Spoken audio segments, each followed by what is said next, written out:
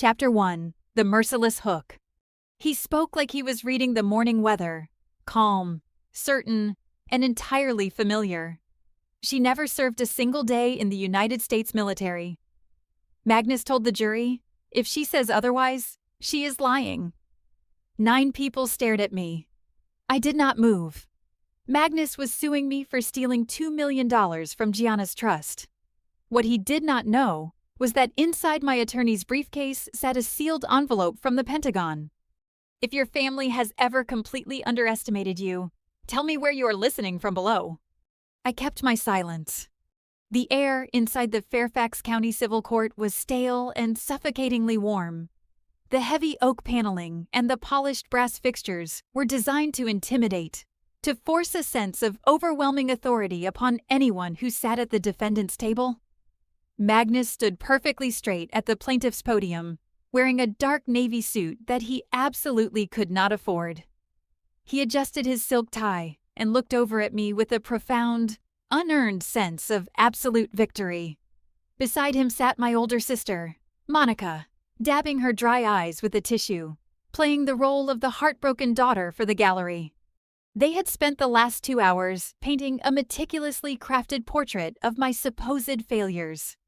According to their narrative, I was a deeply unstable, chronically unemployed computer technician who had manipulated our dying mother into granting me access to her vast financial portfolio. Magnus had just finished telling the judge that my military service was a complete, pathetic fabrication, a symptom of a desperate mind trying to claim a glory I had never earned. He called it stolen valor. He called it a federal insult. He expected me to shatter under the weight of his public accusations. I did not gasp. I did not shake my head in frantic denial. I sat perfectly still in my simple gray suit, my hands folded neatly on the wooden table in front of me. When you spend your entire professional life tracking organized cyber warfare and securing the digital borders of the nation, the theatrical lies of a desperate gambler feel incredibly small. Magnus thought he was burying me under a mountain of irrefutable perjury. He did not realize that I was simply allowing him to dig his own grave deep enough so that he could never climb back out. I looked at Monica. She refused to meet my gaze, staring intently at the court reporter's typing hands. She had always chosen the path of least resistance, aligning herself with Magnus because it was financially convenient. They were united by their shared greed and their mutual resentment of my quiet independence. They believed that because I did not wear a glittering uniform to family dinners, I possessed no actual power. They confused my mandated operational secrecy with personal weakness. I let the silence stretch across the courtroom, absorbing their hostility without absorbing a single ounce of their intended shame. The judge looked down at me from his high bench, his expression a mixture of professional curiosity and subtle pity. He was waiting for my defense attorney to leap up and present a frantic, emotional objection. But my attorney, Grace, simply sat beside me, her posture as relaxed and confident as my own. We were not there to argue with a man who was addicted to his own delusions. We were there to execute a highly classified, legally flawless demolition of his entire reality. I took a slow, deep breath of the recycled courtroom air. The performance was nearly over. The trap was set. To understand the absolute absurdity of Magnus's accusations, one must rewind exactly 72 hours before the gavel fell in that Fairfax courtroom. I was not sitting in a dusty repair shop fixing broken laptops. I was standing in a heavily fortified, subterranean server facility located deep beneath an anonymous federal building in Arlington, Virginia. The ambient temperature was kept at a constant, chilling 64 degrees to prevent the massive banks of supercomputers from overheating. The room glowed with the steady, pulsing blue light of thousands of encrypted data streams. This was my actual reality. I am a senior cyber intelligence officer operating under the direct authority of the Department of Defense. My clearance level is something that Magnus could not even begin to comprehend, let alone pronounce. My daily responsibilities involve identifying, isolating, and neutralizing invisible threats that target the critical infrastructure of the United States. I do not wear a camouflage uniform with shiny medals pinned to my chest. My uniform is absolute anonymity. In the modern theater of global conflict, the most devastating battles are fought entirely in the dark, using keystrokes instead of artillery.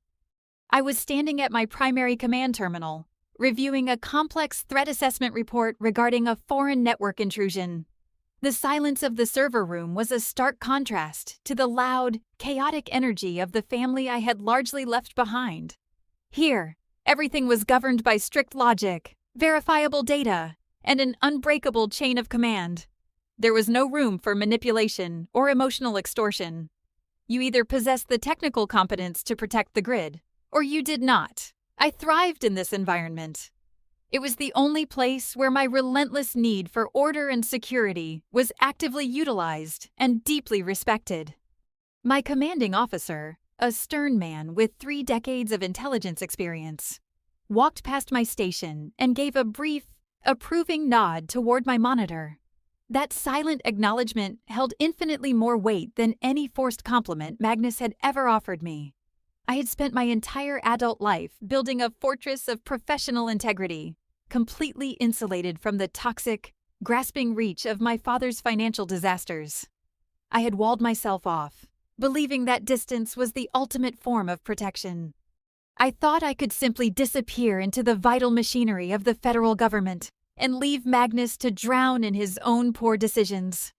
I believed that as long as I did not engage, his chaos could never breach my walls. I had severely underestimated the desperate lengths a cornered man will go to when he runs out of money. I took a sip of my black coffee, my eyes scanning the endless rows of scrolling code. The nation was secure for the night, but my personal perimeter was about to experience a massive, unprecedented breach. The warning light flashed. The warning did not come from the Department of Defense network. It originated from a highly secure, secondary monitor sitting on the far edge of my long metal desk. This specific terminal was entirely disconnected from the federal grid, running on a privately encrypted channel that I had built for one singular, deeply personal purpose. It was designed to monitor the structural integrity of the financial trusts my mother, Gianna, had established before she succumbed to a rapid, aggressive illness 3 years ago. A stark red notification banner suddenly flooded the small screen, accompanied by a quiet but insistent chime. I immediately turned away from the global threat map and focused on the private alert. My fingers flew across the keyboard, bypassing 3 separate layers of biometric security to access the core ledger. Gianna's vast estate had been divided into several distinct accounts, but the alert was blinking violently next to a very specific, fiercely protected sub-account. It was the medical reserve fund designated entirely for Eric. Eric is my 12-year-old nephew, Monica's only son. He was born with a severe auditory impairment and relied heavily on outdated hearing aids that barely functioned. Gianna had adored that boy with a fierce, protective intensity. She knew that Monica and Magnus would instantly squander any liquid cash they touched, so she had explicitly earmarked a substantial portion of her wealth to cover the astronomical costs of a bilateral cochlear implant surgery for Eric. It was his only chance to experience the full spectrum of human sound. I stared at the transaction logs unfolding on the screen. Someone was aggressively attempting to bypass the secondary authorization protocols to liquidate Eric's surgical fund. The digital signature attempting the breach belonged to Magnus. He was using a forged power of attorney document, trying to convince a lower-level bank manager to release the capital directly into his personal checking account. The sheer, breathtaking malice of the act made the cold air in the server room feel instantly suffocating. Magnus was not just trying to steal money to fund his pathetic lifestyle. He was actively trying to rip the gift of hearing away from a disabled 12-year-old boy, simply to cover his own mounting debts. He was sacrificing his own grandson's medical future to save himself. My military training immediately kicked in, suppressing the surge of white-hot rage and replacing it with absolute, crystalline focus. This was no longer a messy family dispute over an inheritance. This was a hostile extraction targeting a highly vulnerable victim. I traced the origin of the forged document request. Magnus was in deep trouble. My algorithms quickly pulled his recent credit reports and cross-referenced them with known offshore betting syndicates. He was carrying a staggering hidden debt of $1.8 million, and his creditors were clearly demanding immediate payment. He needed Gianna's money to literally save his own life. He thought Eric's medical fund was an easy, unguarded target. He had no idea he had just tripped the wire on a federal explosive. I locked the target. To fully comprehend the brazen nature of Magnus's theft, you have to understand the exhausting, decades-long dynamic of my parents' marriage. Gianna was an absolute force of nature. She possessed a brilliant, analytical mind and an unmatched work ethic, building a highly successful commercial real estate portfolio entirely from scratch. She was the undisputed financial engine of our household. Magnus, on the other hand, was a charismatic parasite. He looked fantastic in an expensive suit, possessed a booming, authoritative voice, and was completely devoid of any actual business acumen. For 30 years, Gianna played the role of the silent, exhausted shield. She worked 80-hour weeks to generate wealth, while Magnus secretly bled the accounts dry at high-stakes poker tables and luxury casinos. Whenever the debt collectors started making quiet phone calls to the house, Gianna would quietly liquidate a property, restructure a loan, and pay off his catastrophic mistakes. She did it to protect Monica and me from the crushing humiliation of public bankruptcy.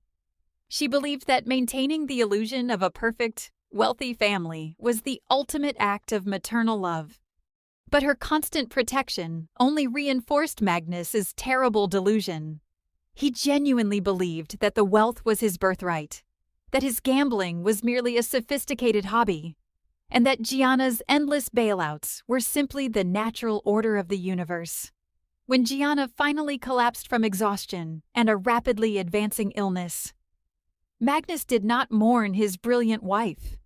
He panicked over the sudden loss of his personal ATM. He assumed that upon her death, he would immediately inherit the entirety of her massive portfolio, free to squander it without her constant, frustrating oversight. He was legally and fatally mistaken. Gianna had spent her final months in a hospital bed, but her mind had remained razor-sharp until the very end. She had spent hours consulting with specialized estate lawyers, quietly moving her assets into complex, highly restrictive trusts. She deliberately structured the estate to ensure that Magnus could not touch the principal capital. She had left him a generous monthly allowance, enough to live comfortably, but absolutely not enough to cover a $1.8 million gambling debt. I remember sitting beside her hospital bed just days before she passed. The room had smelled of antiseptic and fading hope.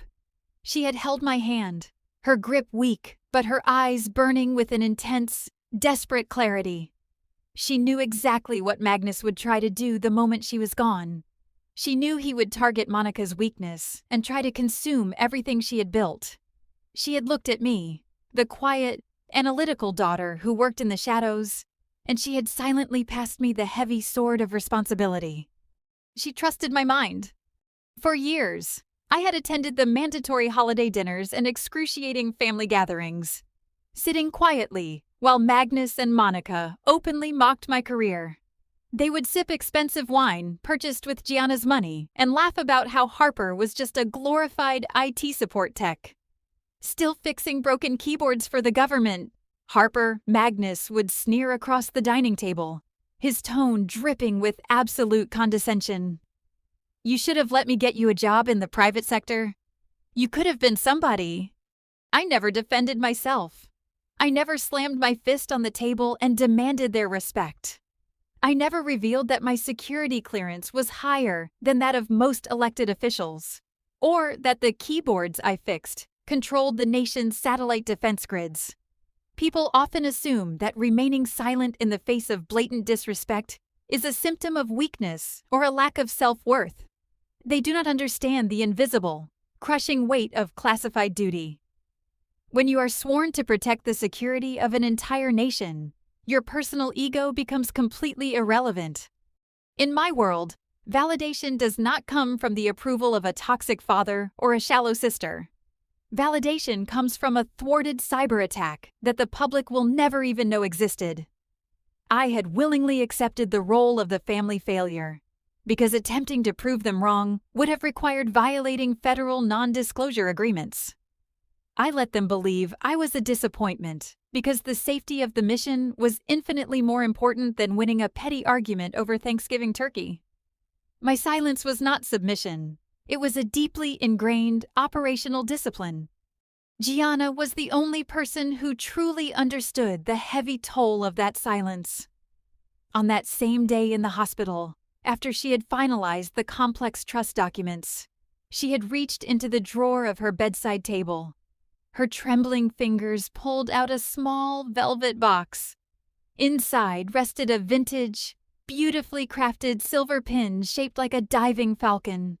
It was a family heirloom, passed down from her own grandfather. She pressed the cold metal into my palm, her eyes meeting mine with absolute, unwavering trust. "They will never see you, Harper," she had whispered, her voice barely a breath against the steady beep of the heart monitor. "They are too blinded by their own loud reflections. But I see you. I know exactly how much weight you carry in the dark." She had closed her fingers over mine, pressing the silver falcon into my skin. "When Magnus tries to break the locks, use the bird. It is the only key that matters." I had nodded, pinning the silver bird to the inside of my jacket, right over my heart. The shield was ready. Chapter 7: The Silent World. While Magnus and Monica spent their weekends meticulously maintaining the illusion of suburban wealth, I spent my limited free time with the only genuine soul left in our bloodline. Eric was 12 years old, with observant dark eyes and a quiet, gentle demeanor. He was Monica's only child, born with a severe auditory impairment that effectively locked him in a world of profound, isolating silence. Monica viewed his condition not as a challenge to be supported, but as a deeply frustrating imperfection in her otherwise meticulously curated life. She often left him sitting alone in the corners of lavish family parties, handing him a tablet to ensure he did not create any awkward social friction.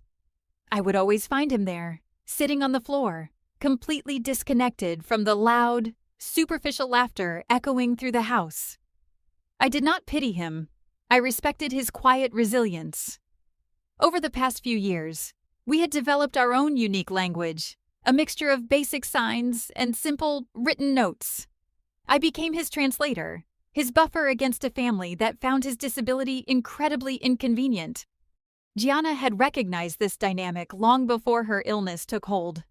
She knew that Monica would never prioritize Eric's medical needs over a new designer handbag or a luxury vacation.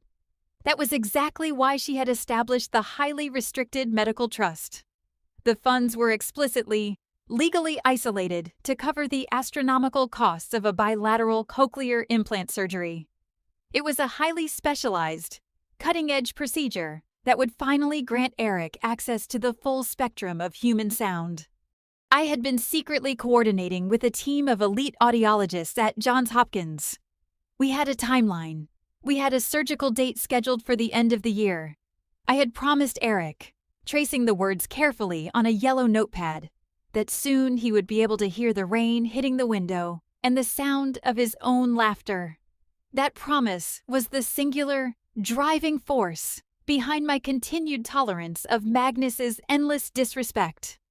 I endured their mockery simply to ensure that the medical trust remained entirely secure until the surgery could be executed.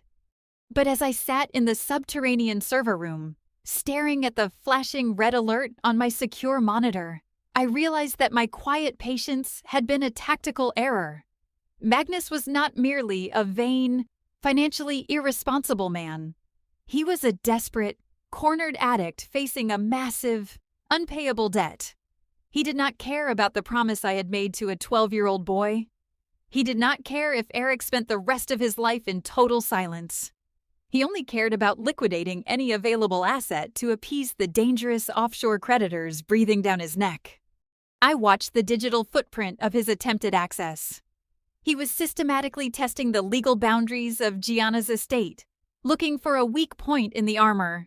He believed that because Gianna was dead, and I was supposedly just a low-level computer technician, the money was essentially unguarded. He assumed that a forged document and a loud, demanding phone call to a bank manager would easily break the locks. He had no idea what kind of digital fortress he was actually attacking. I made a promise. The flashing red notification on my secondary monitor was not a simple administrative error. It was a direct, aggressive, hostile action.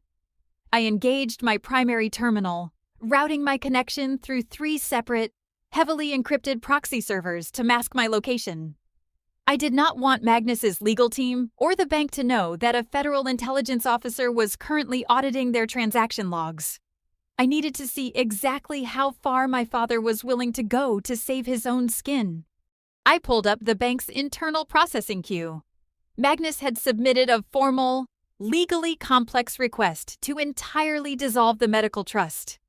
He was utilizing a highly obscure loophole in state probate law, claiming that as the surviving spouse, he possessed the ultimate executive authority to reallocate family assets in the event of an undefined financial emergency.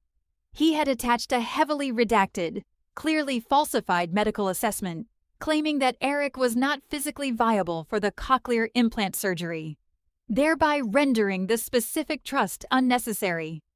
The sheer, calculated cruelty of the document was breathtaking. He had paid a corrupt physician to declare his own grandson unfit for life-changing medical care, simply to justify stealing the surgical funds. The bank, terrified of Magnus's loud threats of litigation and confused by the complex legal jargon, had temporarily placed a hard freeze on the account, while their legal department reviewed the request. The money was not gone yet, but it was completely paralyzed. If the freeze remained in place, the surgical date at Johns Hopkins would be automatically canceled. Eric would lose his place on the critical priority list, delaying the procedure by at least 2 agonizing years. Magnus had effectively weaponized the slow, bureaucratic machinery of a civilian bank to suffocate an innocent child's future. He thought he was executing a brilliant, untraceable financial maneuver. He assumed that a woman who supposedly fixed broken keyboards for a living would never possess the capability to read a hidden banking ledger. I sat back in my chair, the ambient hum of the government servers filling the cold air. A lesser person might have panicked. A civilian might have immediately called a lawyer, crying and begging for an emergency injunction. But I was not a civilian. I was a senior operator in the Department of Defense. I did not respond to hostile intrusions with panic. I responded with overwhelming, asymmetrical data acquisition. I needed to know exactly who was threatening him. I initiated a deep dive trace on his recent communications. Within 12 minutes, my algorithms bypassed his rudimentary personal security protocols. I found the emails. I found the encrypted text messages from the offshore gambling syndicates. The debt was not just large, it was violently urgent. They had given him exactly 3 weeks to produce $1.8 million. He was not stealing the trust fund out of simple greed. He was stealing it because he was terrified. The fund was frozen. Protocol dictates that before executing a catastrophic countermeasure, you must offer the opposing party a single, clear opportunity to correct their course. It is not an act of mercy. It is an act of establishing undeniable culpability. I stepped out of the classified server vault, securely locking the heavy steel door behind me, and walked into a soundproof communication booth. I pulled out my civilian cell phone and dialed Monica's number. I knew she was currently sitting in her lavish living room, completely oblivious to the financial earthquake rumbling beneath her feet. She answered on the 4th ring, her voice dripping with immediate, unfiltered annoyance. "Harper, what do you want? I am currently dealing with the caterers for the charity gala, and I really do not have the time to discuss whatever minor computer issue you are obsessing over." She spoke to me with the exact same dismissive tone she used for telemarketers. I kept my voice perfectly flat, stripping away any trace of sisterly affection. Monica, you need to listen to me very carefully. Magnus has filed legal paperwork to freeze Eric's medical trust. He is actively attempting to liquidate the surgical funds to cover a massive, undisclosed personal debt. There was a brief pause on the line. For a fraction of a second, I thought the reality of the threat to her son might actually pierce her thick armor of vanity.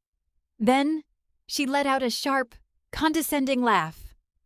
Oh, please, Harper. Are you genuinely this desperate for attention? Dad is the executor of the estate. He is merely restructuring the accounts to maximize our tax efficiency. He explained it all to me yesterday over lunch. He is lying to you, Monica, I stated, my tone unyielding. He is currently carrying a $1.8 million deficit with an offshore gambling syndicate.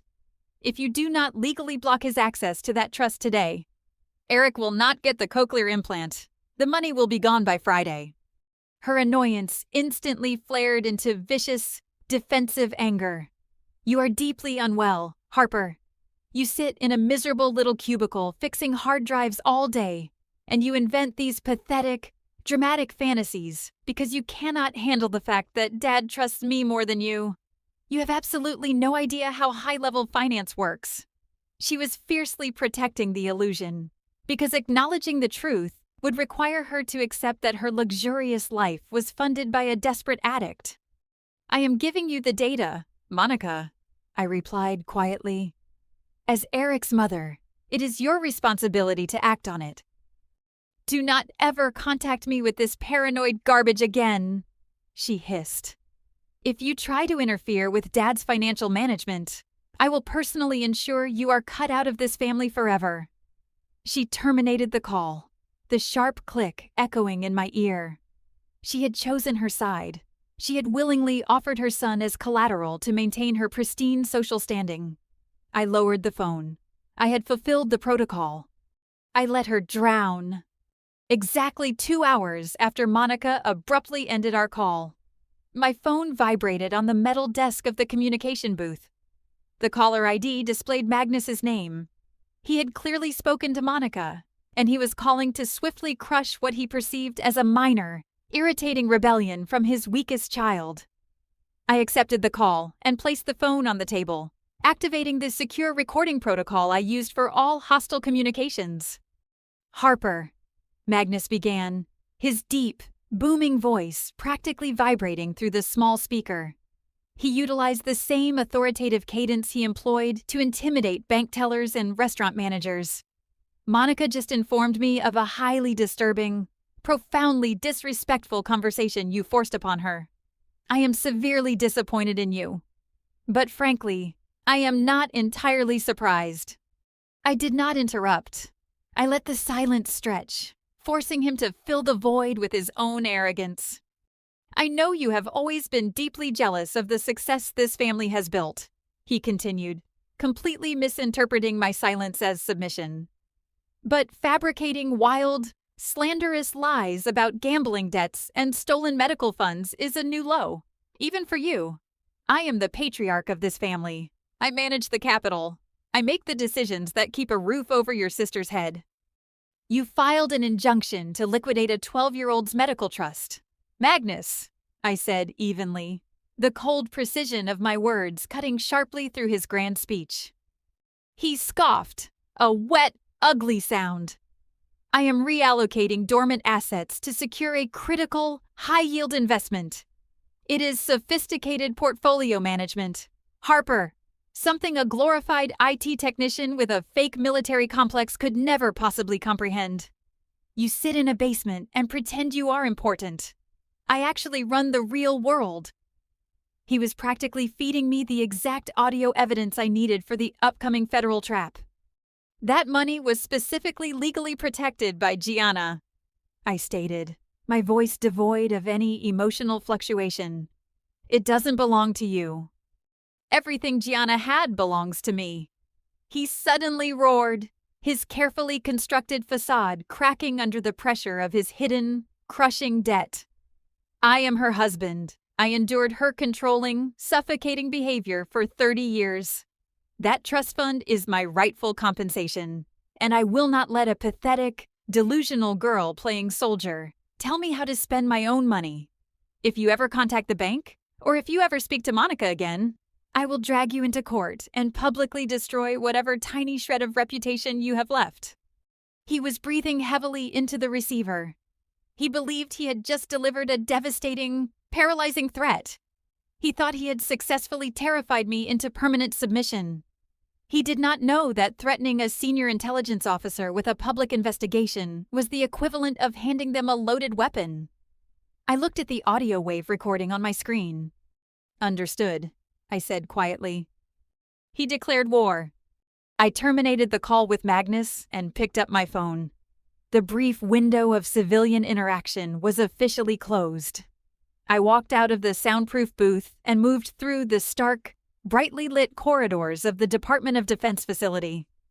I passed by heavily armed security personnel and agents in dark suits, my security badge granting me frictionless access through multiple restricted checkpoints. I was heading toward the deepest, most secure sector of the Arlington installation. I approached a massive, reinforced steel door that lacked a standard handle or a keyhole. I placed my right hand on the biometric scanner and leaned forward to allow the retinal laser to sweep across my eye. The heavy internal locking mechanisms disengaged with a loud, satisfying mechanical clank. The door slid open, revealing the primary classified server vault. The air inside was biting cold, filled with the intense, low-frequency hum of mainframes that processed incredibly sensitive global intelligence data. This was my domain. In the civilian world above, I was Harper, the awkward, disappointing daughter who wore plain clothes and supposedly fixed computer glitches. Down here, I was a level 6 security architect. I commanded a digital infrastructure that could dismantle international financial networks, track covert satellite movements, and freeze millions of dollars with a single, highly encrypted keystroke. Magnus had threatened to drag me into a public courtroom to humiliate me. He had absolutely no concept of the invisible, devastating power I possessed. I walked past the rows of blinking servers and sat down at an isolated, dedicated terminal. This machine was completely air-gapped from the external internet, accessible only through a highly restricted internal intranet protocol. I opened the heavily encrypted file that contained Gianna's true estate planning documents. My mother had not been a fool. She had endured Magnus's lies, but she had never truly trusted him. She knew that standard civilian trusts could be broken, manipulated, or tied up in endless probate litigation by expensive, aggressive lawyers. She wanted a vault that Magnus could never, ever breach. 2 years before her death, Gianna had approached me in secret. She had asked me to utilize my federal clearance to establish a highly specialized, intensely protected legal structure. I had successfully routed the majority of her liquid wealth, including the critical $4.5 million core fund and Eric's medical reserve, into a federal blind trust. It was a unique financial instrument explicitly shielded by national security classifications, entirely outside the jurisdiction of any local or state civil court. Magnus thought he was fighting a simple legal battle over a standard will. He thought he was navigating a predictable civilian legal system where the loudest voice and the most expensive attorney always won. He was incredibly mistaken. He was actively attempting to breach a digital fortress protected by the United States government. I pulled up the secondary authentication protocol on the dark screen. It was time to retrieve the key my mother had left me. I entered the vault. I reached beneath the lapel of my dark blazer and unclasped the vintage silver falcon pin. Gianna had presented it to me as a piece of antique family jewelry, a sentimental token to remember her by. But my mother was a woman who built commercial empires. She did not deal in simple sentimentality. I held the heavy silver bird under the harsh, artificial light of the subterranean server room. I pressed a tiny, perfectly concealed mechanism beneath the right wing. With a soft click, the tail of the falcon slid outward, revealing a highly specialized, military-grade micro-encryption drive.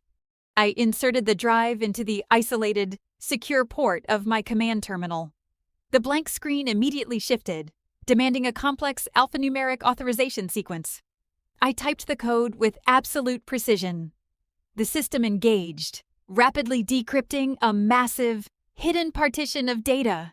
This was the true architecture of Gianna's estate. She had not simply left a standard will in a dusty filing cabinet at a local law firm. She had constructed a financial labyrinth, and she had given me the only existing map. I opened the master directory. The files detailed the exact structure of the Federal Blind Trust. Gianna had successfully transferred the core $4.5 million asset pool, along with Eric's dedicated medical reserve, completely out of the civilian banking sector. The trust was legally tethered to my security clearance. It was designated as a protected operational asset, rendering it entirely invisible and legally inaccessible to anyone without Department of Defense authorization. Magnus believed he was fighting a simple probate battle over a deceased woman's checking account. He had no idea he was essentially trying to rob a federal vault with a plastic spoon. I spent the next 2 hours carefully auditing the trust's digital perimeter.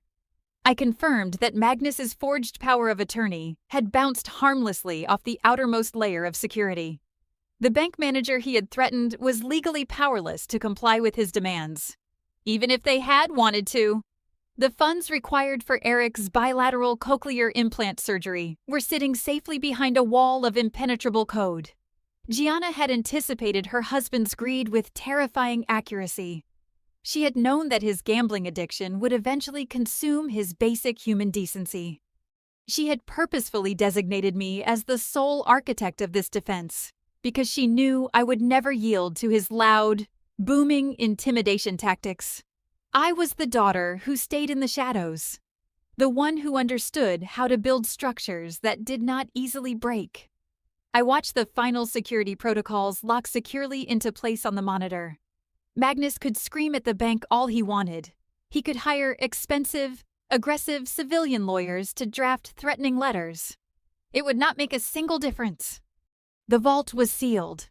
Securing the medical trust was only the first operational objective. The second objective required a comprehensive understanding of the enemy's exact vulnerability. I did not log off the secure terminal. I shifted my focus from defensive protocols to active, financial forensics. Magnus had attempted to breach a federally protected asset. That hostile action granted me the legal and operational clearance to conduct a full, exhaustive audit of his personal financial footprint. I needed to map the exact dimensions of his desperation. I initiated a deep data retrieval sequence. I did not use illegal hacking methods. I did not need to. When you possess a Level 6 clearance, you have authorized access to global routing networks, international credit registries, and offshore transaction logs that civilian investigators cannot even begin to trace. Magnus thought his secret life was brilliantly concealed behind a carefully maintained facade of suburban wealth. He believed his tailored suits and loud confidence effectively masked his reality. He was hopelessly naive. Within 45 minutes, my algorithms had compiled a massive, undeniably precise dossier. The data painted a portrait of a man in absolute, catastrophic freefall. He had heavily mortgaged the family estate 3 separate times. He had systematically drained every single shared investment account he could legally touch. But the most damning evidence lay in the encrypted offshore routing numbers. He owed exactly $1.8 million to a highly organized, completely unforgiving gambling syndicate operating out of Macau. The digital footprint revealed frantic, late-night wire transfers and desperate, unanswered email extensions. The syndicate had given him a hard deadline. He had exactly 2 weeks to produce the capital, or they would begin actively liquidating his physical assets. This explained the sudden, vicious urgency of his attempt to steal Eric's medical fund. He was not acting out of casual, opportunistic greed. He was acting out of pure, unadulterated terror. He was perfectly willing to let his 12-year-old grandson live in permanent silence if it meant saving his own skin. I highlighted the offshore routing numbers and the exact debt figures, compiling them into a secure, printable document. I didn't feel a single surge of pity for him. Pity is a useless emotion when dealing with a parasite. He had spent his entire life extracting resources from Gianna, from Monica, and from the illusion of our family. Now, he had finally encountered a boundary he could not manipulate, charm, or bully his way through. I saved the forensic dossier to a heavily encrypted external drive. I had the complete map of his ruin. The target was locked. I disconnected the encrypted drive, removed the Silver Falcon pin, and exited the subterranean facility. When I finally drove back to my quiet, civilian apartment in Alexandria, the sun was just beginning to rise over the Potomac River. The transition from the high-stakes world of federal intelligence to the mundane reality of a residential hallway is always slightly jarring. I walked up to my door, completely exhausted, but mentally sharp. I was reaching for my keys when a man stepped out of the shadow near the stairwell. He was wearing a cheap suit and holding a thick, manila envelope. "Harper," he asked, his tone flat and heavily rehearsed. I did not flinch. I simply nodded. He stepped forward and shoved the heavy envelope directly against my chest. "You have been served," he stated, turning around and walking quickly back down the stairs. I stood in the quiet hallway, holding the package. I unlocked my door, walked into my minimal, organized living room, and dropped the envelope onto the kitchen counter. I poured a glass of cold water and opened the legal documents. It was a formal civil subpoena, issued by the High Civil Court of Fairfax County. Magnus was officially suing me. The allegations printed on the crisp white paper were aggressively dramatic and entirely fabricated. He claimed that I had utilized undue influence over my dying mother to illegally alter her estate planning. He accused me of embezzling exactly $2 million from the family trust to fund a lavish, secret lifestyle. The legal filing demanded the immediate, forced unfreezing of all contested assets and requested that I be held in contempt for financial theft. He was using the civilian legal system as a blunt, intimidating weapon. He assumed that a quiet, supposedly unemployed computer technician would absolutely panic upon receiving a formal court summons. He expected me to call him in tears, begging for a settlement, entirely willing to hand over the passwords just to avoid the public humiliation of a trial. I read through the specific demands, my expression perfectly calm. He wanted to drag me into a brightly lit courtroom.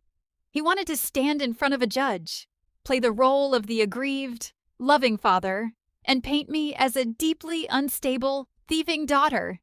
He wanted a theatrical, highly emotional confrontation to validate his own lies. I took a slow sip of water, feeling the cool liquid soothe my throat. I did not dial his number. I did not panic. I simply recognized that he had officially chosen the location of his own execution. He wanted a stage. I did not hire a standard civilian defense attorney. Engaging a local lawyer to fight a frantic, emotional probate battle was exactly what Magnus expected me to do. Instead, I picked up my secure phone and dialed a dedicated internal line at the Pentagon. The woman who answered was Grace. She was a senior officer in the Judge Advocate General's Corps, possessing a brilliant, razor-sharp legal mind specifically trained to navigate the complex intersection of civilian law and national security protocols. We met 2 hours later in a secure, soundproof briefing room located near the Navy Annex. Grace walked in carrying 2 cups of black coffee. She was wearing her pristine military uniform, her posture projecting absolute, uncompromising authority. I slid the thick manila envelope across the metal table. "My father is attempting to use the Fairfax County Civil Court to force the liquidation of Gianna's classified trust," I stated calmly. "He has formally accused me of embezzling $2 million. Grace opened the folder and rapidly scanned the legal demands. She did not smile, but her eyes hardened with professional focus. She understood immediately what Magnus was trying to accomplish. If you have ever let an arrogant person confidently walk directly into their own trap, tell me where you are listening from below. This is a standard intimidation tactic, Grace said, her voice low and precise. He is hoping the threat of public exposure and a lengthy civil trial will force you to surrender the access codes. He assumes you do not have the financial resources or the legal stamina to fight him in an open court. She tossed the document back onto the table. He is, of course, operating under a catastrophic lack of intelligence regarding your actual status. He intends to use the trial to humiliate me, I explained, leaning back in my chair. He plans to tell the jury that I am an unstable liar. He will claim my career is a fabrication. He needs the court to believe I am entirely incompetent so he can justify seizing Eric's medical funds to pay off a $1.8 million syndicate debt. Grace took a slow sip of her coffee, her mind already constructing the counteroffensive.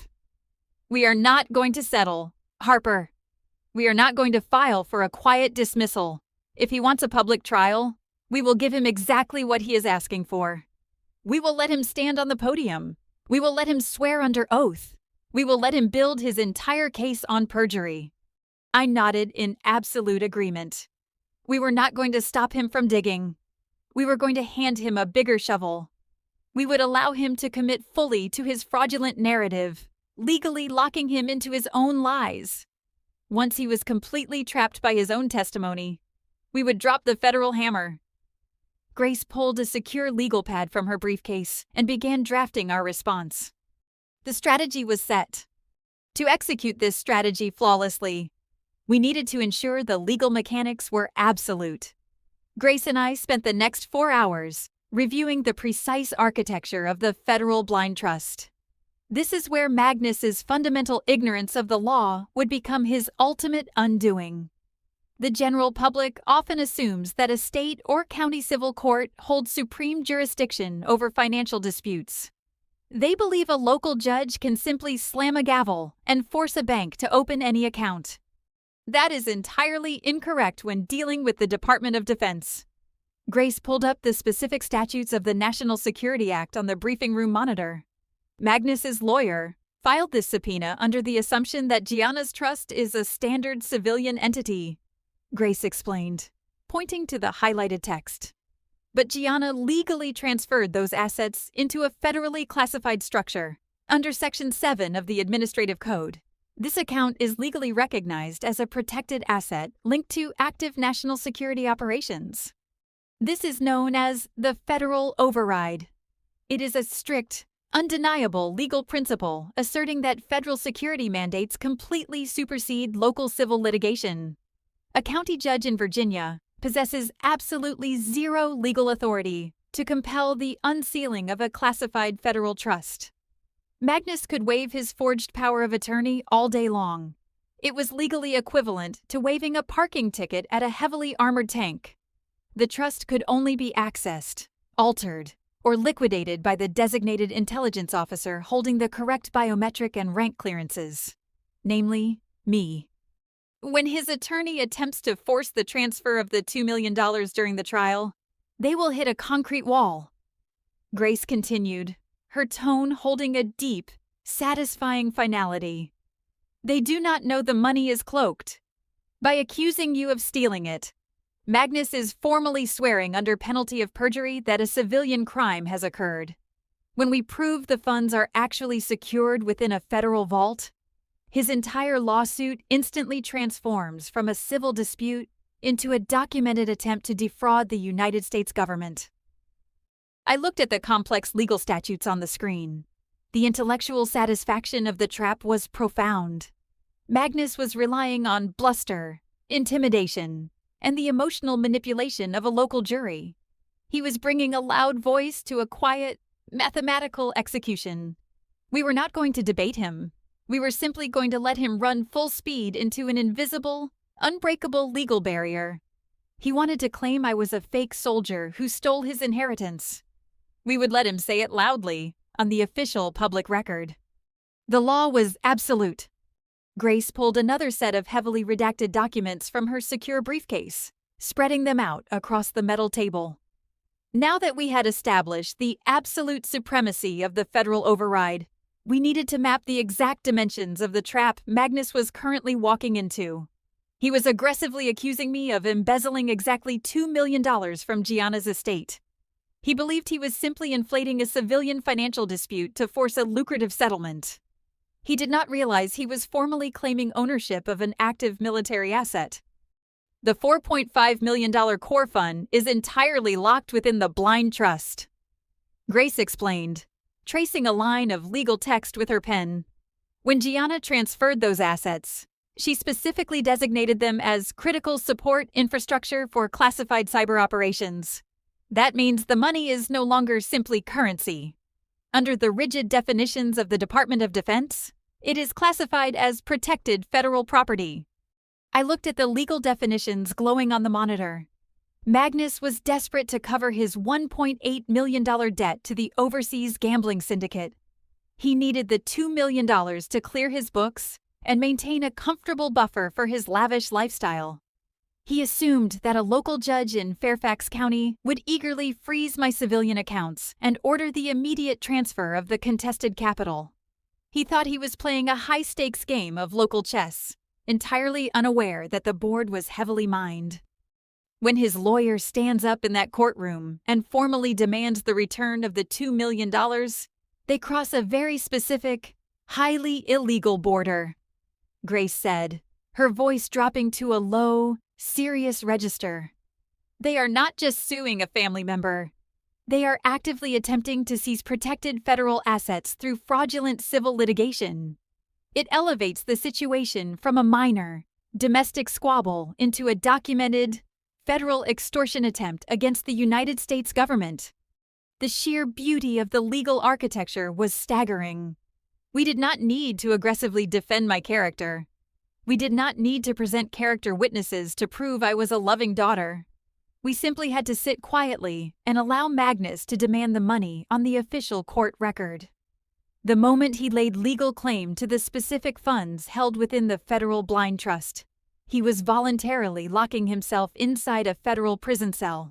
He was building his own cage. I took a slow sip of my coffee, feeling the caffeine sharpen my focus. Gianna had known exactly what she was doing. She had understood that Magnus would never respect a simple boundary, so she had built an invisible electric fence around the money. He had spent his entire life bullying his way through every obstacle, relying on his booming voice and aggressive posturing to force compliance. He was about to ram full speed into a reinforced steel wall. The perimeter was set. The final phase of our preparation did not involve digital algorithms or complex cybersecurity protocols. It involved the intensely physical, deeply traditional weight of paper and ink. Grace stood up and walked over to a secure printer located in the corner of the briefing room.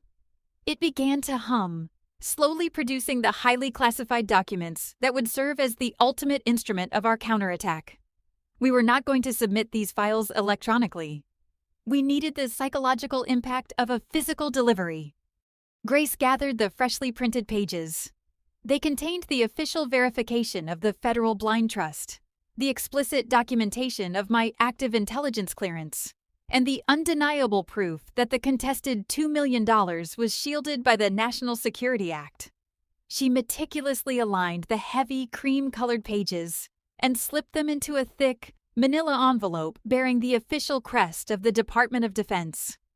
It was an object that inherently commanded absolute, uncompromising respect. If you have ever prepared a silent, devastating trap for someone who arrogantly thought they had already won, tell me where you are listening from below.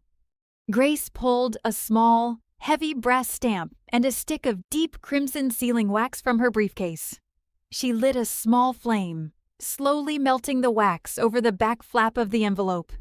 The rich smell of burning resin filled the small briefing room. She pressed the heavy brass stamp firmly into the cooling puddle of red. When she lifted it away, the intricate, official seal of the Pentagon was perfectly embossed into the wax. It was a stark, undeniable visual declaration of supreme federal authority. "When we walk into that courtroom," Grace said, letting the heavy envelope rest on the table between us. Magnus and his attorney are going to perform a very loud, very dramatic play. They will use aggressive rhetoric and emotional manipulation to try and sway the jury. We will not interrupt them. We will let them exhaust their entire arsenal of lies. And when they are absolutely certain they have won, I will hand this envelope to the judge. I stared at the crimson seal. It represented decades of my silent endurance. It represented the endless family dinners where I had swallowed their insults, the countless times I had allowed Monica to roll her eyes at my career, and the exhausting years I had spent protecting Eric from the shadows. Magnus believed that my lack of a public reaction meant I was weak and easily broken. He had confused the disciplined, tactical patience of an intelligence officer with the frightened submission of a victim. I reached out and lightly touched the cool, hardened wax. The long, exhausting era of the invisible daughter was officially over. I was going to walk into that civilian courtroom and introduce my father to the devastating reality of my actual life. I placed the envelope back into Grace's secure leather briefcase and locked the metal clasps. We gathered our belongings and walked out of the Pentagon briefing room, our steps perfectly synchronized. The weapon was ready. The air inside the Fairfax County Civil Court was exactly as heavy and suffocating as I expected. I sat at the defendant's table, wearing a perfectly tailored, unassuming gray suit. The oak paneling and the polished brass fixtures were deliberately designed to make the ordinary citizen feel small and intimidated. I did not feel small. I felt the calm, clinical detachment of an operator observing a poorly planned simulation. Beside me sat Grace, wearing sharp civilian clothes that effortlessly masked her high-ranking military status. The heavy leather briefcase rested securely by her feet. Across the aisle, Magnus looked like a man who had already claimed victory. He was wearing a dark navy suit that was slightly too tight across the shoulders, a desperate attempt to project an aura of established, untouchable wealth.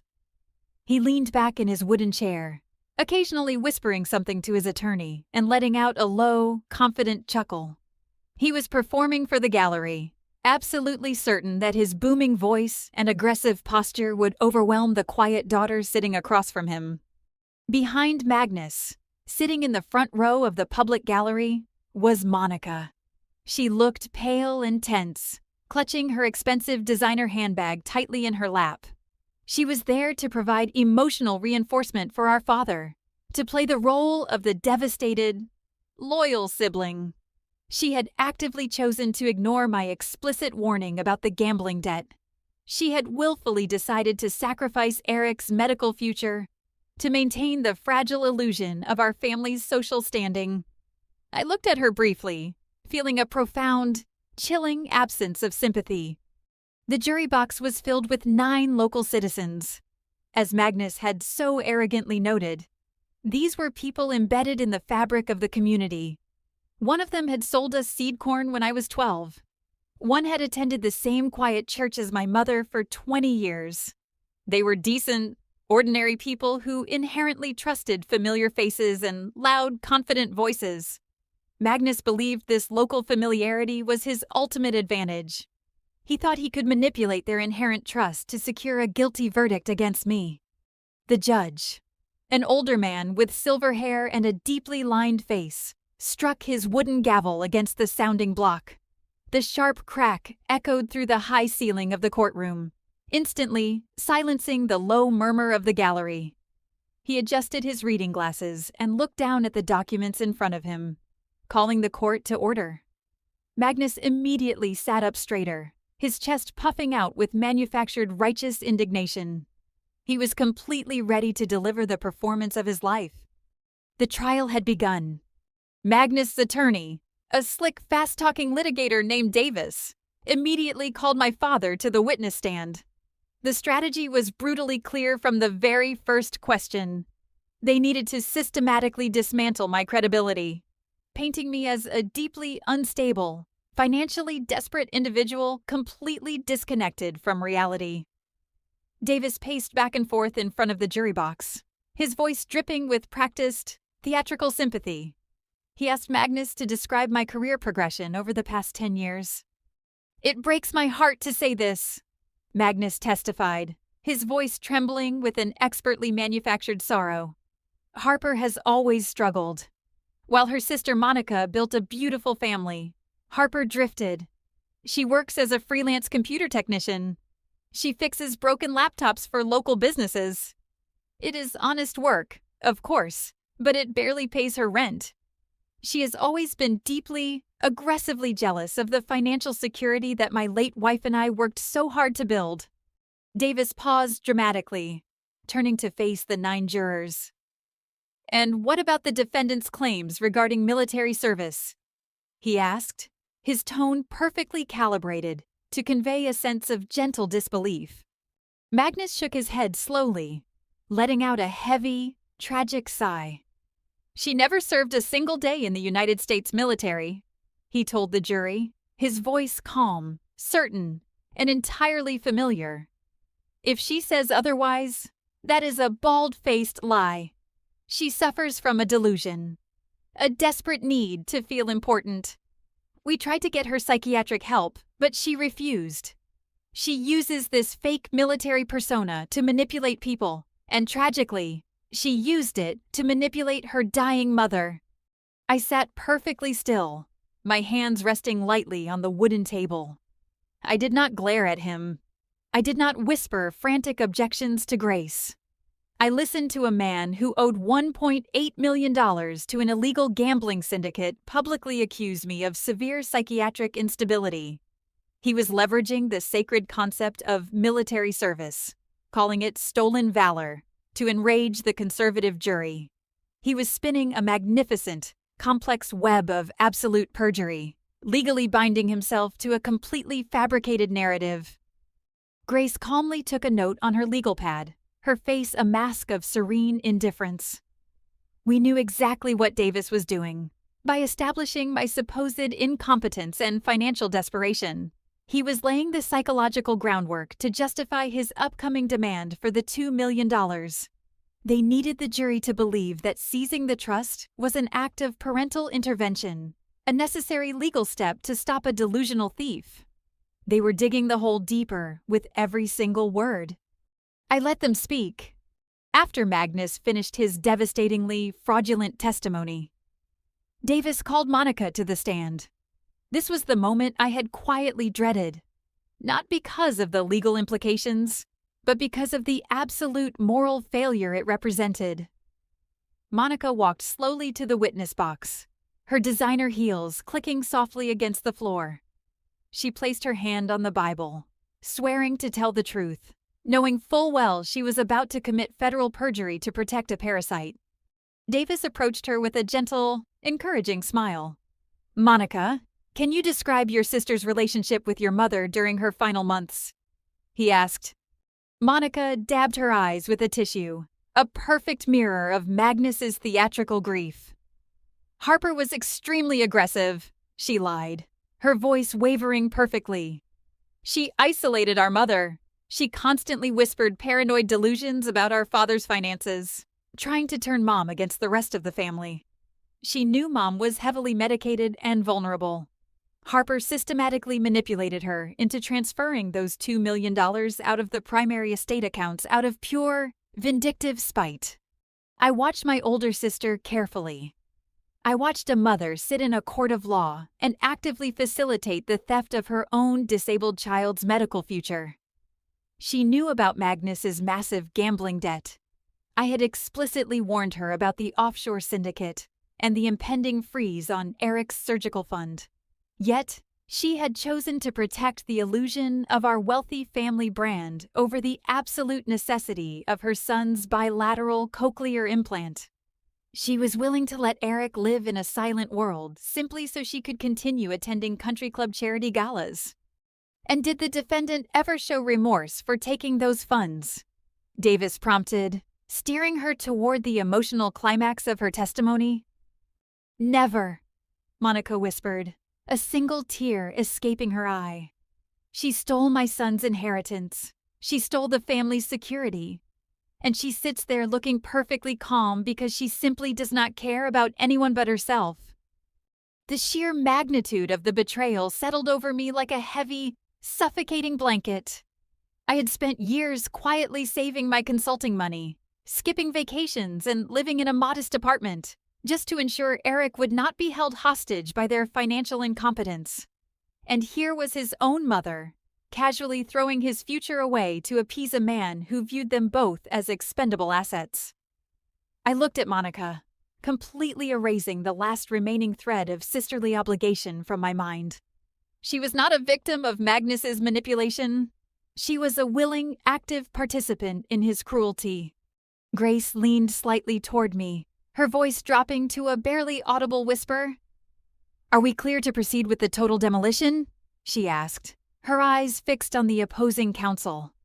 I did not look away from Monica. I felt the cold, hard weight of the silver falcon pin resting against my chest, hidden beneath the fabric of my jacket. I had offered them a chance to turn back. They had aggressively declined. The perjury was recorded. The courtroom was absolutely still as Davis, Magnus's highly paid civilian attorney, finished his theatrical direct examination. He returned to his seat with a smug, satisfied expression, firmly believing he had successfully painted me as a delusional, thieving daughter.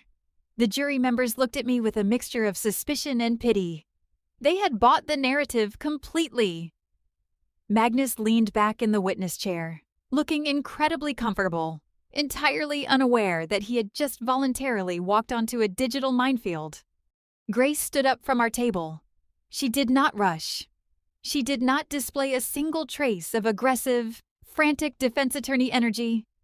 She walked slowly to the podium, her military bearing translating perfectly into overwhelming courtroom authority. She looked at Magnus for a long, silent moment before asking her first question. "You stated under oath that you are the sole, responsible executor of your late wife's estate, correct?" she asked, her voice calm and precisely measured. Magnus nodded, offering the jury a warm, paternal smile. "That is correct. I have always managed our family finances to ensure Monica and my grandson were completely taken care of." Grace opened a thin, unassuming manila folder. "Then perhaps you can explain a very specific financial anomaly to this court," she said, pulling out a single sheet of paper. "According to offshore financial routing data, you currently hold a severe, highly delinquent debt with a foreign gaming syndicate operating out of Macau. The exact outstanding balance is $1.8 million. Is this correct?" The warm, paternal smile vanished from Magnus's face instantly, replaced by a mask of absolute, paralyzing shock.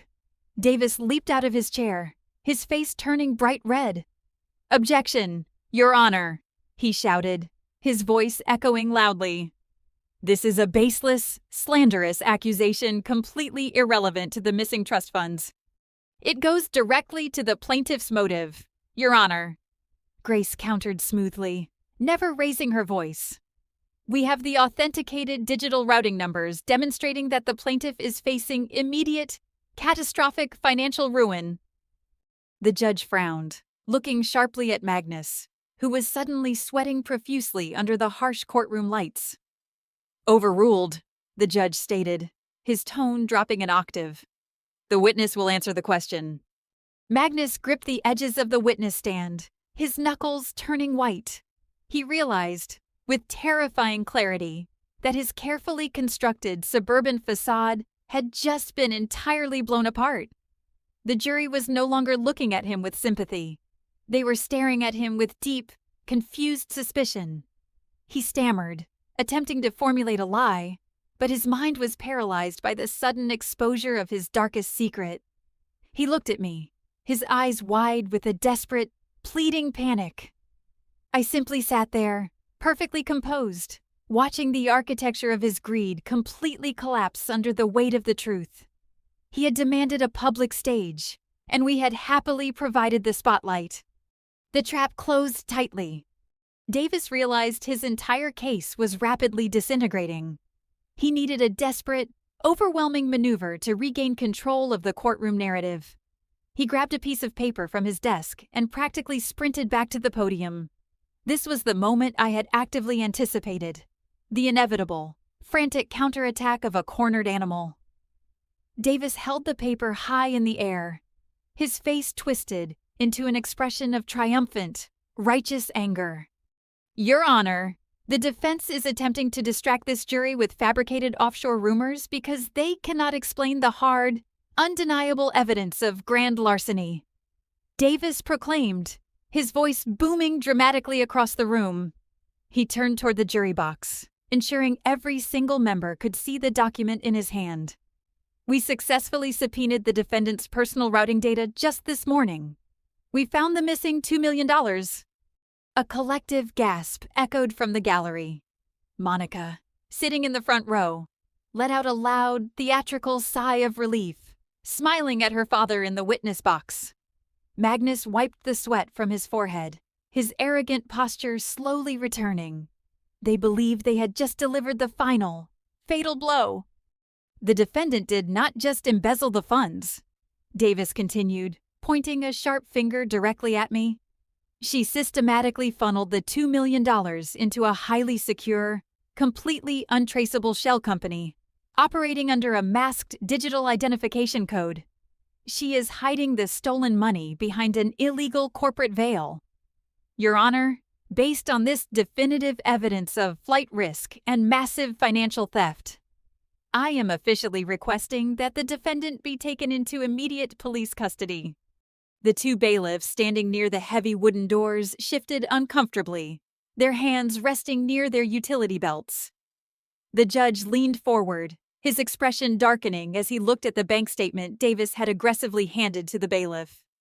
The entire room was holding its breath, waiting for my inevitable, terrified breakdown. They expected me to burst into tears, to scream that it was a misunderstanding, to beg the judge for mercy. I did not move a single muscle. I felt the cold, heavy weight of the silver falcon pin resting securely inside my jacket. Davis had executed his false counterattack flawlessly. He had officially and publicly accused me of utilizing a classified federal account as an illegal shell company. He had formally asked a civilian judge to arrest an active military intelligence officer for securing a protected national asset. He thought he had trapped a thief. He did not realize he had just declared war on the United States government. Grace did not look at me. She simply reached down and picked up the heavy, cream-colored envelope from her briefcase. I did not flinch. Grace walked slowly toward the judge's bench. She did not argue with Davis. She did not yell to defend my honor. She simply held out the thick manila envelope. The deep crimson wax seal of the Pentagon was stark and terrifyingly official under the courtroom lights.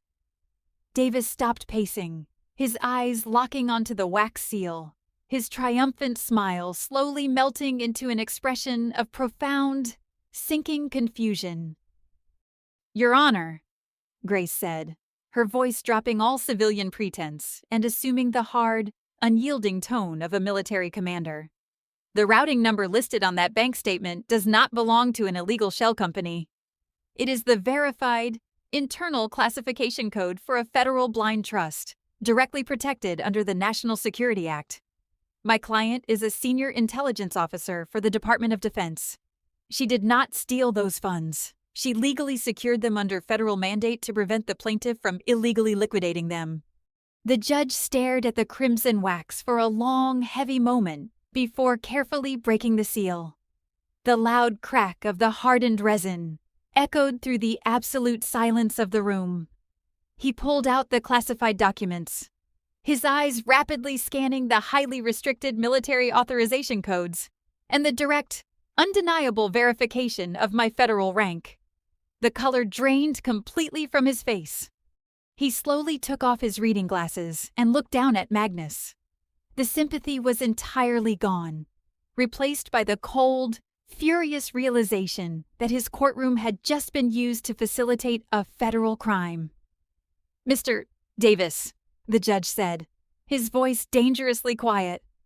Your client just committed perjury on my witness stand in an active attempt to defraud the United States military. You have absolutely no jurisdiction here. Before Davis could even stammer an apology, The heavy wooden doors at the back of the courtroom swung open. 3 men wearing dark, unassuming suits stepped quietly into the aisle. They were not local police officers. They were federal agents. We had notified the Bureau the moment Magnus filed the fraudulent civil subpoena. They had simply been waiting outside for him to officially commit the crime on the public record. The judge looked at the agents, then back at the gallery. He picked up his wooden gavel. "This civil case is immediately dismissed with extreme prejudice," he announced loudly. "All rise!" The sharp crack of the gavel sounded exactly like a cell door locking. Magnus tried to stand, but his legs gave out. The federal agents walked swiftly down the aisle, moving directly toward the witness stand. The arrogant patriarch, the man who had mocked my quiet service for decades, was reduced to a pale, trembling ghost. The gavel fell hard. The courtroom descended into a state of chaotic, muffled shock as the federal agents escorted a silent, devastated Magnus out through the side doors. Davis, the slick corporate attorney, was frantically packing his briefcase, desperately trying to distance himself from the catastrophic federal fallout he had just unwittingly participated in. I remained seated at the defendant's table, feeling the incredible, exhausting release of a burden I had carried for far too long. The invisible chain was permanently broken.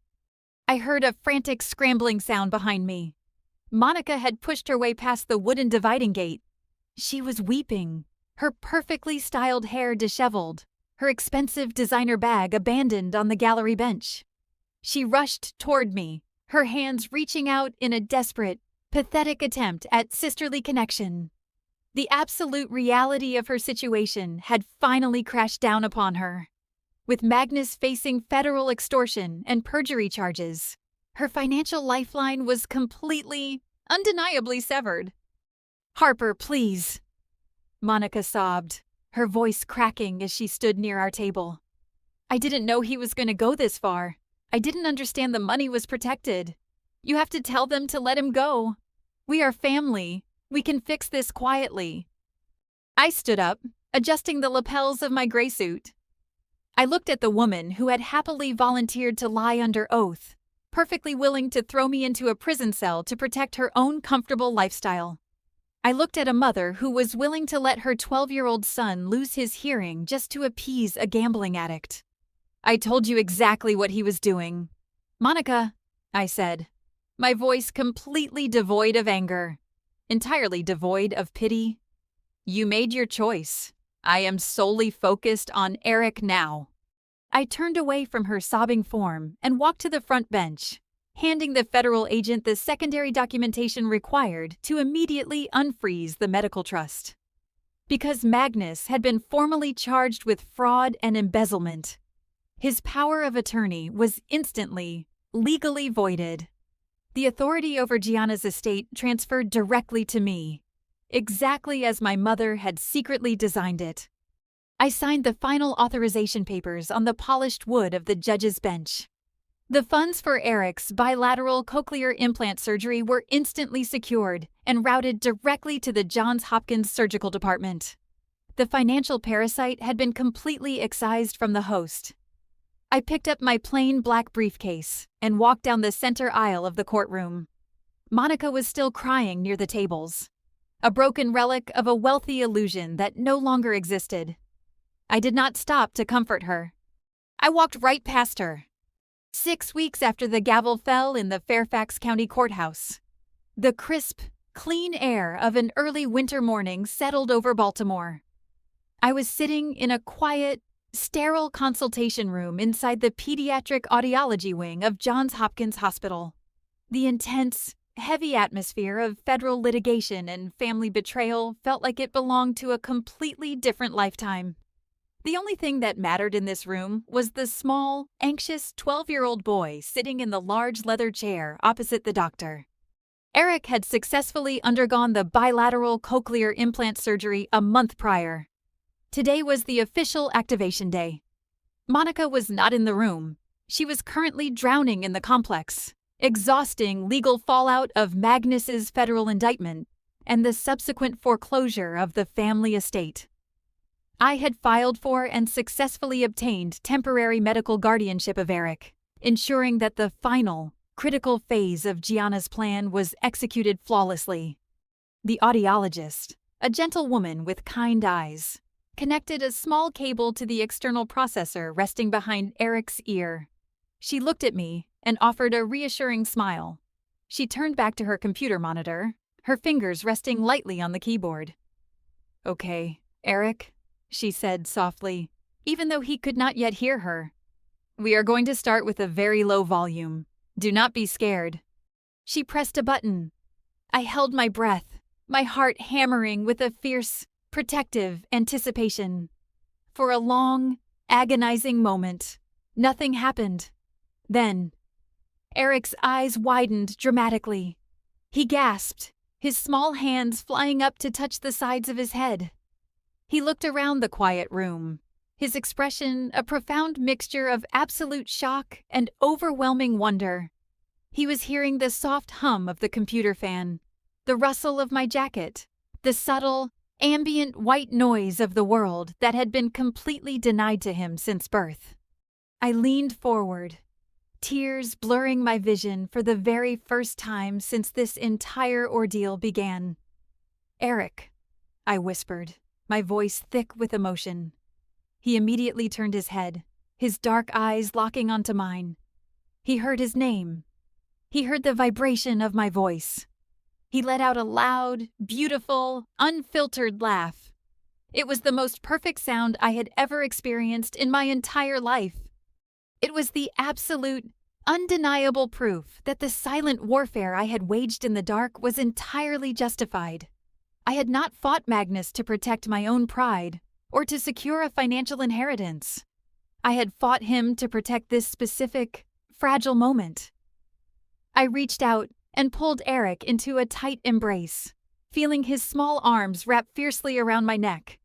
The crushing, heavy silence of his world was permanently shattered, replaced by the beautiful, chaotic symphony of life. The silence was finally broken. Society loves a loud hero. We are conditioned to applaud the people who wear glittering medals on their chests, the ones who stand on podiums and boldly announce their sacrifices to the world. We build statues for the soldiers who carry flags into battle, and we write articles about the executives who publicly donate massive sums to charity. But there is a completely different kind of warfare that rarely makes the evening news. It is the silent, exhausting battle fought by the invisible safety nets. If you are listening to this, and you are the person who quietly fixes the broken pieces of your family in the dark, I see you. You are the one who absorbs the cruel remarks at the dinner table because engaging in the fight would destroy the peace. You are the one who manages the secret debts, protects the vulnerable siblings, and swallows your own pride to ensure the structure does not completely collapse. You are carrying an incredible, crushing weight, and you are doing it without demanding a single round of applause. Do not let the loud, arrogant parasites in your life convince you that your silence is a symptom of weakness. Your ability to endure their ignorance while methodically building a secure fortress for the people who truly matter is the ultimate manifestation of power. They may mock your plain clothes or dismiss your quiet career, but they don't understand the devastating strength of a person who does not need external validation to execute a mission. The most important medals are never pinned to your chest. They are forged in the quiet moments when you successfully protect an innocent life from being consumed by someone else's greed. Magnus is currently serving a mandatory minimum sentence in a federal facility, completely stripped of his wealth and his false authority. Monica is learning how to navigate the real world without a financial shield. Eric is thriving in a specialized acoustic therapy program, learning to navigate the beautiful noise of a world he finally belongs to. I still work in the subterranean vault in Arlington, monitoring the invisible digital borders of the nation. I still do not wear a uniform to family gatherings. I do not need one. If this story resonates with the quiet battles you are fighting in your own life, share it. Let it serve as a reminder that true power does not need to shout to be heard. The most devastating counterattacks are always the ones they never see coming. The mission was complete,